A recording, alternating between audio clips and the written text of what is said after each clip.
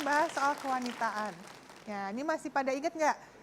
Dulu pertama kali menstruasi itu umur berapa? Ayo, umur berapa?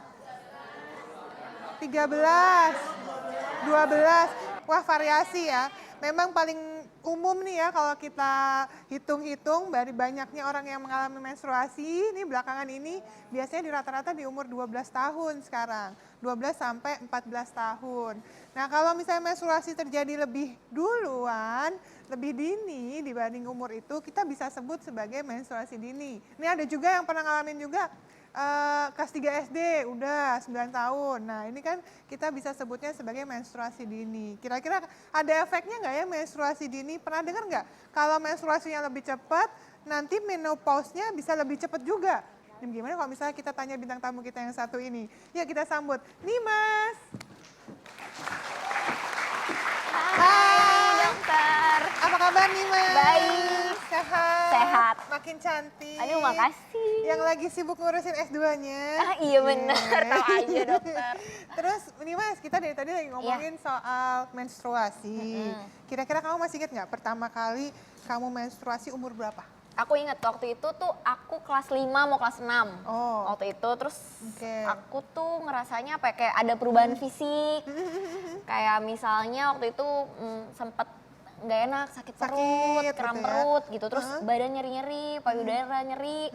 Terus punggung pegel-pegel gitu. Terus juga ada perubahan mood juga ya. Emosi Jadi kayak kan? Senggol bacok gitu ya. Oh. Gak bacok juga sih, Nggak ya? marah-marah Oke, sama gampang marah. sedih kali, Oh, lebay, agak lebay ya. Oh, Jadi gitu. gampang sedih gitu dong. Iya, biasanya kalau menstruasi dini tuh dialami oleh anak-anak SD. Jadi itu pertama kali pasti akan muncul rasa-rasa kayak shock. Nah, pasti dia kayak pertama kali. Ada nggak tuh yang pernah kaget? Apa nih gitu, mungkin belum pernah dikasih tahu. Nah, apalagi orang-orang yang munculnya menstruasinya dini. Kayak tadi tuh ada yang di sebelum 10 tahun udah menstruasi. Dan akhirnya kita bisa sebut itu sebagai menstruasi dini.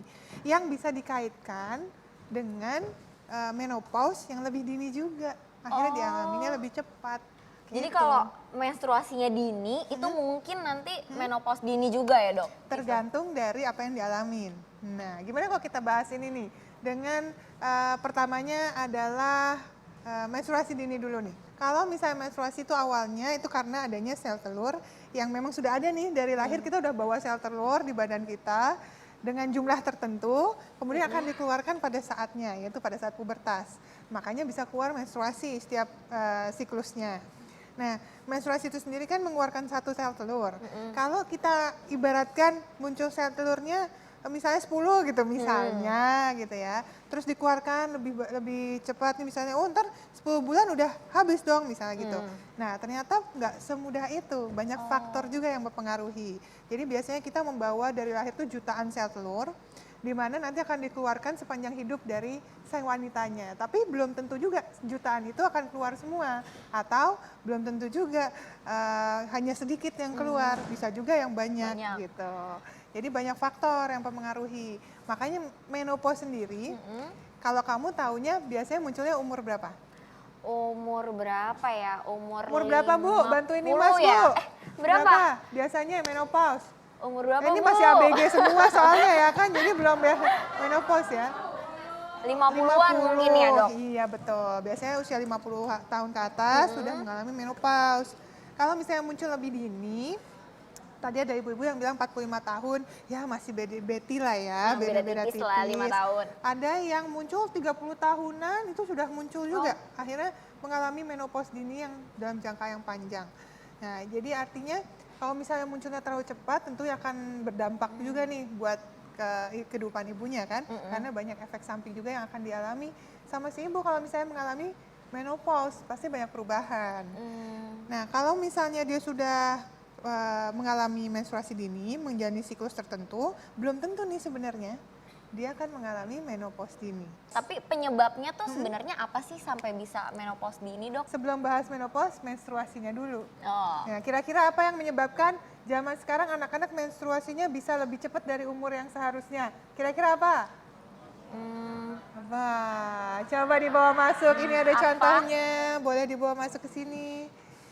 Kira-kira tadi ada yang jawab makanan apa ya? junk food ya. Junk food. Oke, wah siapa yang mau di sini? Oh. Tadi saya baru nanya penyebabnya apa? Junk food. Tapi begitu ditawarin mau, Mau ya semuanya. kan? Duh, nggak peduli ya. Ini sebenarnya harus peduli karena kalau kita mau konsumsi makanan junk food, fast food misalnya apa nih? Burger, Yes. pizza. Padahal ini enak-enak semua loh, Ini ada Dok. di depan, yang nggak di depan sini Oh, coba. apa ya? Mie Mie instan. terus apa? Sosis biasanya Oh iya, apa lagi? nugget, Nah, yang sosis. maksudnya ibunya biar ringkes ya, cepet, gampang dibawa pergi-pergi, nggak cepet basi.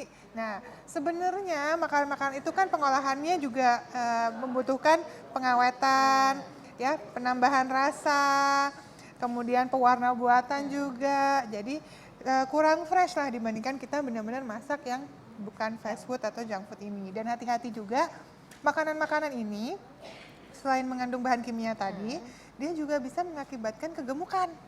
Oh. Makanya anak-anak zaman sekarang banyak yang mengalami obesitas.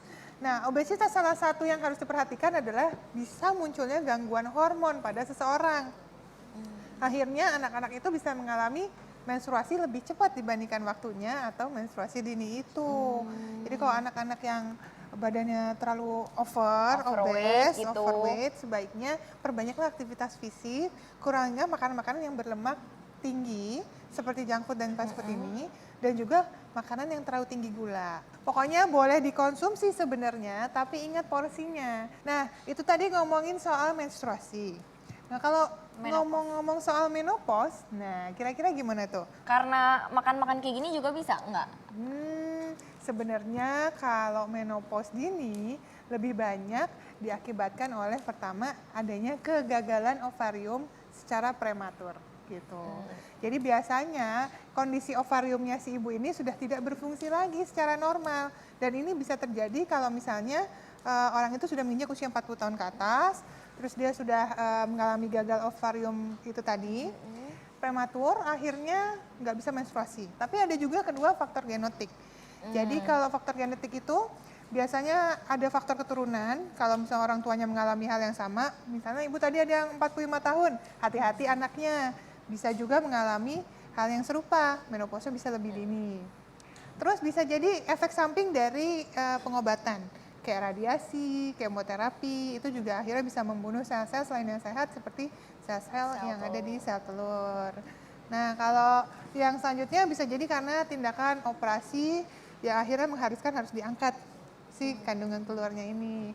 Ovariumnya harus diangkat, akhirnya dia nggak bisa menstruasi lagi dong. Nah, Iya. kalau misalnya menopause dini sendiri bisa nggak sih, Dok, dikembalikan gitu? Kayak jangan sampai menopause dini atau dicegah deh gitu, jangan sampai mengalami itu. Oke, jadi kalau misalnya sudah menopause, otomatis kan kita sebut menopause itu sendiri kalau dia sudah tidak mengalami menstruasi selama minimal 6 bulan.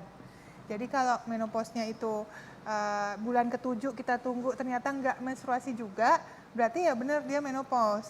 Tapi kalau misalnya nanti bulan ke-7, 8 keluar lagi berarti dia bukan menopause. Tapi kalau memang sudah nggak menstruasi selama itu ya berarti kita sudah diagnosis menopause, tidak bisa kembali lagi. Kan sel telurnya sudah tidak produktif lagi. Akhirnya ya itu mengalami menopause dini di bawah usia 40 tahun misalnya. Gitu.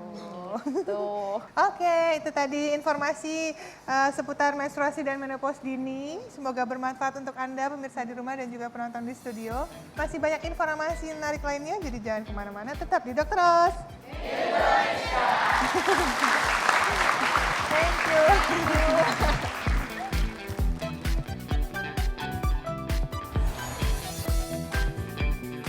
Bagaimana cara mengatasi tubuh yang kelebihan gula? Simak informasi selengkapnya di Dr. Oz Indonesia.